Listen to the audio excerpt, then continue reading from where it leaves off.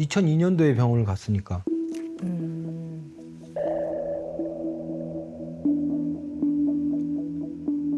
폐쇄병동이었어요. 그냥 일반 병동이 아니라.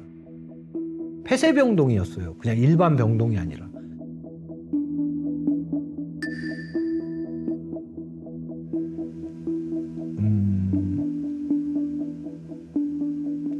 그때 선생님이 저한테 얘기하길 인성인격 장애가 소견이 보인다. 뭐 이런 얘기를 하셔서 그때 그 얘기 듣고도 굉장히 충격을 많이 받았던 기억이 나요. 그러니까 그것 때문에 지금 공황장애랑 우울증이 다 온 거다. 그걸 동반을 한다. 이렇게 얘기해서 그때 좀 사실 되게 슬펐어요. 무섭고. 이제 약간 수면 장애도 있고 공황 장애도 있고 그래서 힘들어해서 제가 그때 정신병원을 권유를 했었거든요. 그때.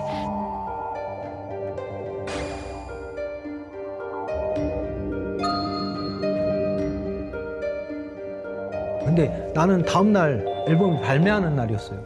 근데 병원을 가라 그러니까 나는 도대체 이게 뭐 하는 건가. 그래서 왜 얘기를 했죠. 발매를 하는 날 병원에 입원하라는 게 말이 되냐. 그럼 나는 음반 망하라고 그러냐. 못 간다 그랬죠. 그랬더니 그럼 자기랑 헤어진다고. 그럼 끝내자. 가든지 끝내준지 둘 중에 하나 해라 그래. 그래서 간다고 하고 갔죠.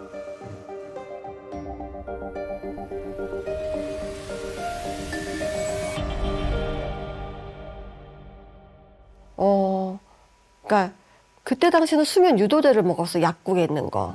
세네 개 먹고 일어나서 또 잠이 안 오면 또 먹고. 한 번은 그러니까 창문 있는 데에서 저한테 뭐 때문에 다퉜는지 모르겠는데 말하다가 뛰어내릴 거 하면 창문에 올라가더라고요. 큰일 날 뻔했네. 일단 사과를 하고 내려보냈어요. 내려왔는데 그러고서 저는 한참 지나서 물어봤죠. 생각나냐고. 안 난다고 하더라고요. 그러니까 저만 기억하는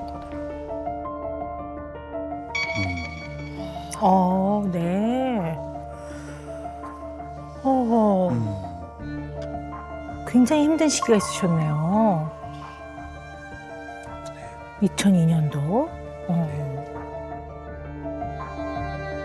저는 저때 당시 고등학생이었는데 저 뉴스를 본 게 기억이 나요.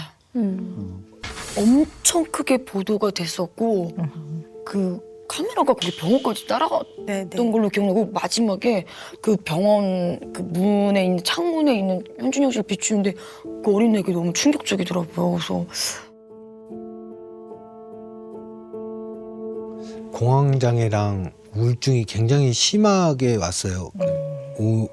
와갖고 진짜 뭐 약간 뭐 엘리베이터 안에서도 뭐 누군가가 제 가슴에 손을 탁 넣었고 심장을 꽉 쥐어짜는 듯한 고통이 막 오고 숨이 막히고 막 이런 증상들이 막 와서 그리고 이제 자꾸 대인기피증. 그러니까 일은 해야 되고 모금해야 되는데 사람 만나는 게 자꾸 두려운 거예요. 그리고 이제 어떤 특정한 장소를 가면 자꾸 숨이 막히고 막 현기증이 나고 이제 심장을 누가 잡아 뜯는 것 같이 막 너무 힘들고 이게 일상이 아예 자체가 안 되는 거예요. 이제 그런 얘기들을 이제 병원에서 이제 담당 선생님한테 얘기를 했었고 선생님이 하루는 불러내시더니 되게 심각하게 저한테 얘기하는 거예요. 자기가 볼 때는 뭐 인성인격 장애 소견이 보인다 이렇게 얘기를 하세요. 뭐 인성인격 장애 소견이 보인다 이렇게 얘기를 하세요.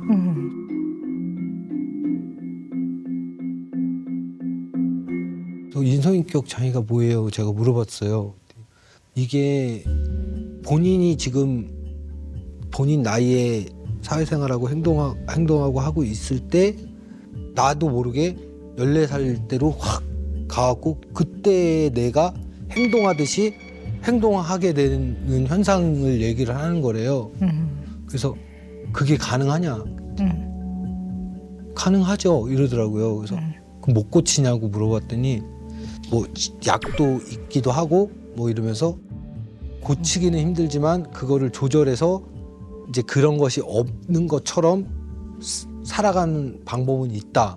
그걸 마지막으로 듣고 딱 70일 있어서. 딱 70일 만에 퇴원을 네, 했죠. 네. 인격장애라고 하는 거 되게 신중하고 조심스럽게 언급이 돼야 되는 부분이고요.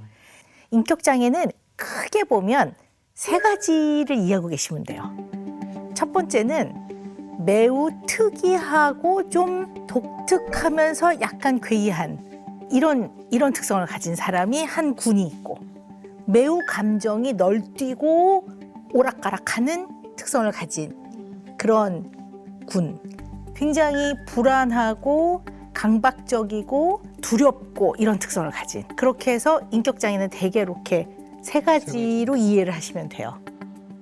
이런 어떤 증상이 있다고 해서 다 이 사람이 인격장애다 이렇게 보기는 어려워요. 혹시 그때 선생님이 언급하신 게 다중인격이라고 언급을 하셨나요? 그거는 못 듣고요. 네. 인성인격 장애라는 말만 기억이 나요. 네.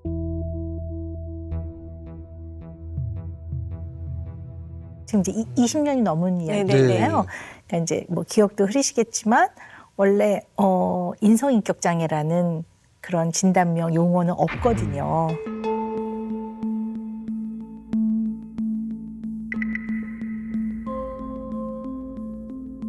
너무 제가 볼 때 진영 씨는 고 6세부터 한 14세의 특징들이 꽤 많아요. 그러니까 뭔가 그 시기에 굉장히 어려움을 겪어서 뭔가 내면의 발달을 좀 유연하고 편안하게 쓱 발달시키고 넘어가지 못한 면은 있는 것 같아요. 약간 좀 어리고 미성숙한 부분이 일부 있는 것 같아요.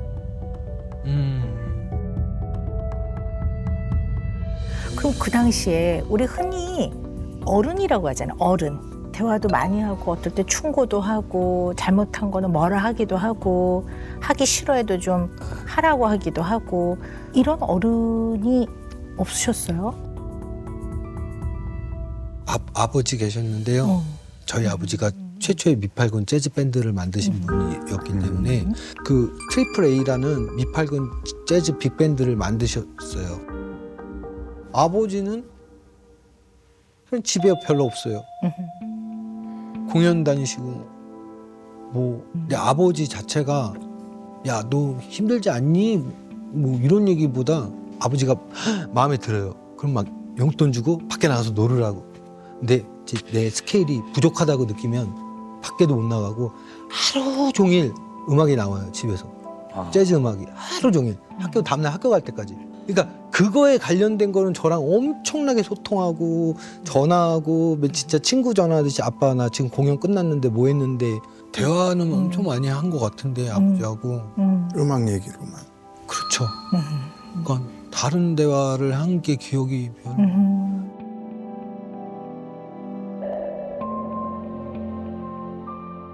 저희 엄마가 돌아가시는 전 어머니가 일찍 돌아가셨거든요.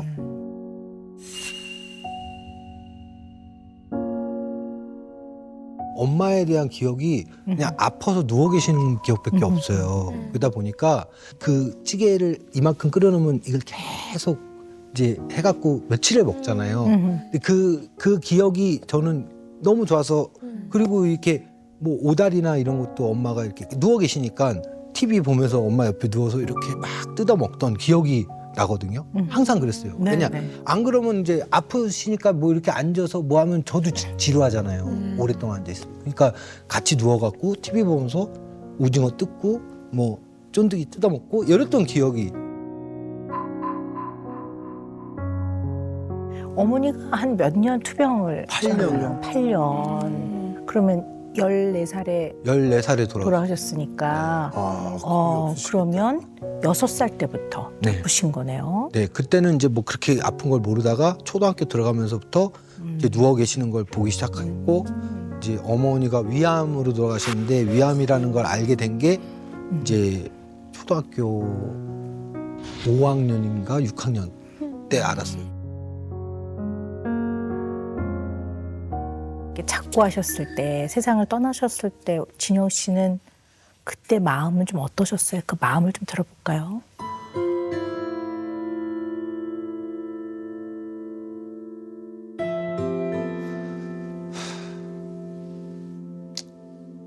그때 이제 학교에 있었어요. 학교에 있었는데 그때 아마 학교 반 친구랑 좀 심하게 다투고 그러고 씩씩거리고 앉아 있는데 갑자기 저희 교실 문이 확 열리면서 제 여동생이 우산을 뚝 떨어뜨리더니 무슨 드라마에 나오는 것처럼 엄마 돌아가셨어 이러는 거예요.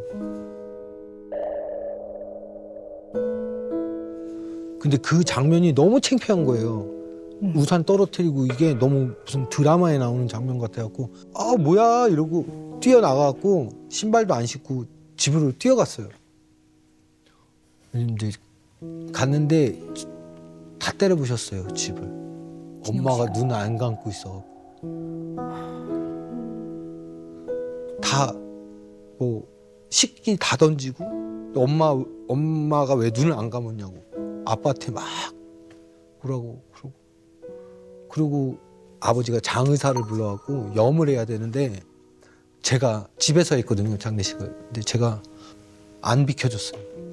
안 비켜주고 그 엄마 냄새가 있잖아요. 엄마마다 특이한 냄새.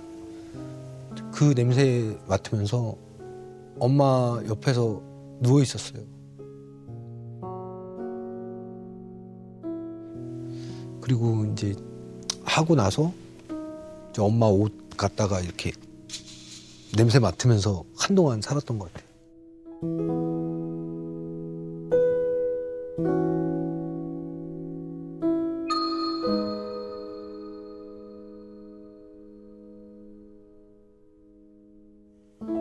사실 그러고 이제 엄마 돌아가시고 나서